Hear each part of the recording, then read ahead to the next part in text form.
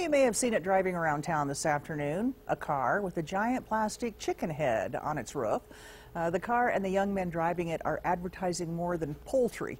Local News 8's Chris Nessman joining us now. Chris, if they're not talking about chicken, what are they talking about? Well, Carol, the three young men I talked to are meeting with as many people as they can to help erase the stigma against mental illness, and they're using the chicken car to make it happen. It's unique, eye-catching, and it's traveled over 10,000 miles across the United States. This clucking car is a lot more than an advertisement for poultry.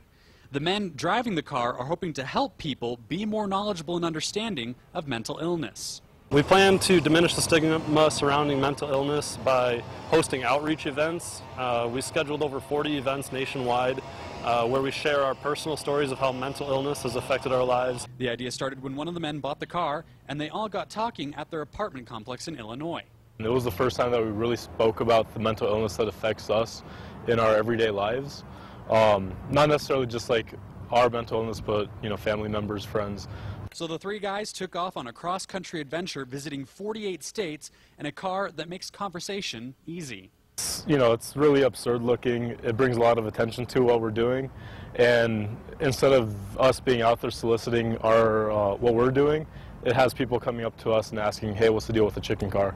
And then we get to share our stories, share what we're doing. The men say education is key to ending the stigma against mental health. That's something the BHC says parents can start doing now with two small adjustments when talking to their kids. One is easy to remember. It's label things, not people.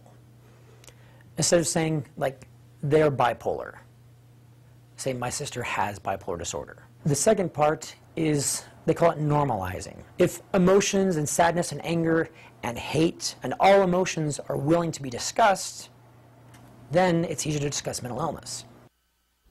After today's stop in Idaho Falls, the chicken car has about 3,000 miles left before it's back home in Illinois. Reporting live in studio, I'm Chris Nessman. All right, thanks, Chris. The three men are slowly making their way toward Denver, where the National Alliance on Mental Illness will be holding the national convention on July 6th.